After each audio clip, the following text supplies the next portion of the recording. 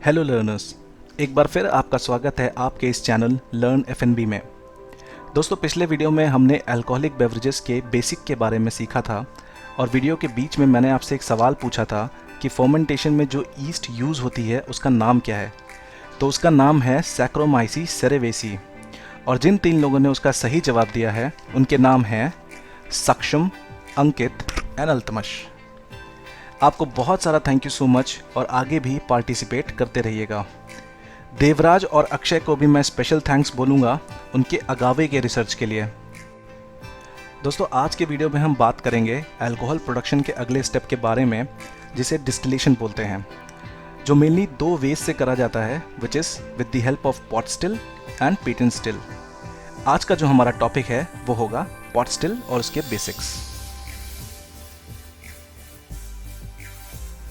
दोस्तों, pot still distillation को समझने से पहले हमें वॉश को समझना होगा। वॉश उस लिक्विड को बोलते हैं जिसका फर्मेंटेशन ऑलरेडी हो चुका हो और अब वो डिस्टिलेशन के लिए रेडी हो। जैसा कि आपको इस इमेज में दिख रहा है, इस लिक्विड का फर्मेंटेशन ऑलमोस्ट कंप्लीट हो चुका है और हम इसे आगे डिस्टिलेशन के लिए भेज सकते हैं। आपको पॉट स्टिल के बारे में डिटेल में समझाने के पहले कुछ ज़रूरी पॉइंट्स बताता हूँ।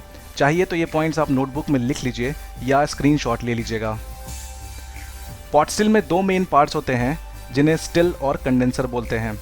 स्टिल कॉपर का बना हुआ एक उपकरण होता है जिसकी नेक स्वान बर्ड की तरह होती है।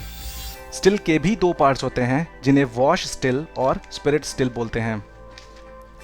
कंडेंसर एक स्प्रिंग की शेप का पाइप होता है जिसका काम वेपर्स को ठंडा करके वापस लिक्विड में बदलना होता है। डिटेल में समझने से पहले कुछ टर्म्स को भी समझना बहुत ज़रूरी है। इन टर्म्स में से पहला टर्म है लो वाइन्स। डिस्टिलेशन स्टार्ट करने पर जब टेम्परेचर 78 डिग्री सेल्सियस पहुंचता है तब जो वेपर्स निकलती हैं उन्हें ठंडा कर लिया जाता है। उसकी अल्कोहलिक स्ट्रेंथ 30% होती है और इसे लो वाइन्स कहते हैं। लो वाइन को दोबारा डिस्टिल करते हैं ताकि उसकी अल्कोहलिक स्ट्रेंथ को इम्प्रूव किया जा सके। दोस्तों, दोबारा डिस्टिलेशन शुरू करने पर जब तक टेम्परेचर 78 डिग्री सेल्सियस नहीं पहुंचता तब तक आने वाली सारी वेपर्स को कंडेंस करके एक अलग जगह कलेक्ट कर लेते हैं और उसको दोबारा डिस्टिलेशन के लिए भेज देते हैं, क्योंकि वो बहुत ज़्यादा स्मेली होती है और कंजम्पशन के लिए सेफ़ नहीं होती। इसे हम हेड या फोर शॉट बोलते हैं। टेम्परेचर 78 डिग्री सेल्सियस पहुंचने के बाद जो वेपर्स मिलती हैं उन्हें कंडेंस करके स्पिरिट कंटेनर में कलेक्ट कर लिया जाता है। वहाँ से उसे आगे एजिंग के लिए भेज दिया जाता है, जिसे हार्ट बोलते हैं और उसका अल्कोहलिक स्ट्रेंथ 75% होता है। लास्ट में जब 78 डिग्री सेल्सियस पे वेपर्स आना बंद हो जाती है तो टेम्परेचर को थोड़ा और बढ़ाकर 80 डिग्री सेल्सियस तक ले जाते हैं और इस टेम्परेचर पर आने वाली वेपर्स को भी कंडेंस करके दोबारा डिस्टिलेशन के लिए भेज देते हैं, जिसे हम टेल या आफ्टर शॉट बोलते हैं। आइए अब इस पूरी प्रोसेस को एनिमेशन के थ्रू समझने की कोशिश करते हैं। सबसे पहले हम देखेंगे यहाँ पे एक फर्मेंटेशन प्लांट है जहाँ से वॉश को डिस्टिलरी में पाइप के थ्रू ट्रांसफ़र किया जाता है। कभी कभी ये फर्मेंटेशन प्लांट से पाइप के थ्रू ट्रांसफ़र होती है या कभी कभी डिस्टिलरी अलग अलग फैक्ट्री से ये फर्मेंटेड वॉश को बाई भी कर सकते हैं। अब यहाँ पर वॉश को वॉश स्टिल में ट्रांसफ़र किया जाता है और उसे 78 डिग्री सेल्सियस तक गर्म किया जाता है। 78 डिग्री सेल्सियस पर जो वेपर्स मिलती हैं उन्हें कंडेंस करते हैं और स्पिरिट स्टिल में कलेक्ट कर लेते हैं।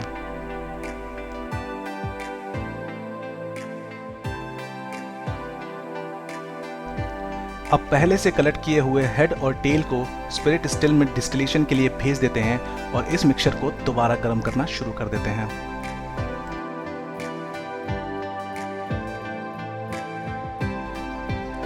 अब दोबारा डिस्टिलेशन स्टार्ट करने के बाद मिलने वाली वेपर्स को हेड, हार्ट और टेल के अकॉर्डिंग वापस से सॉर्ट कर लेते हैं।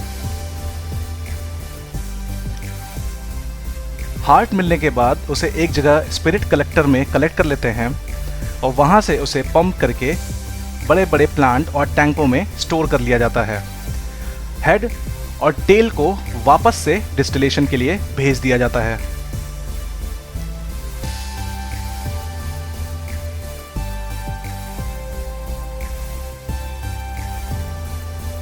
अब टैंक से हार्ट स्पिरिट को एजिंग के लिए भेज दिया जाता है।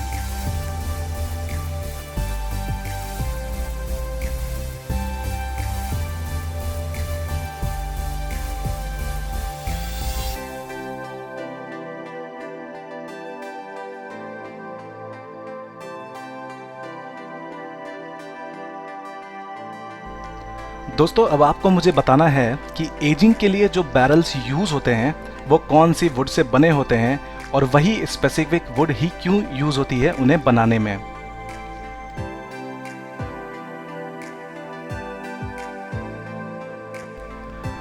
सबसे पहले सही कमेंट करने वाले 3 लोगों का नाम मैं अपने अगले वीडियो में ज़रूर मेंशन करूंगा। तो दोस्तों उम्मीद करता हूं आपको पॉट स्टिल समझ में आ गया होगा। अगर आपको कोई भी डाउट हो तो मुझे कमेंट में ज़रूर बताइएगा, मैं आपके डाउट्स को क्लियर कर दूंगा। तो इस वीडियो में बस इतना ही। Keep learning and love you all.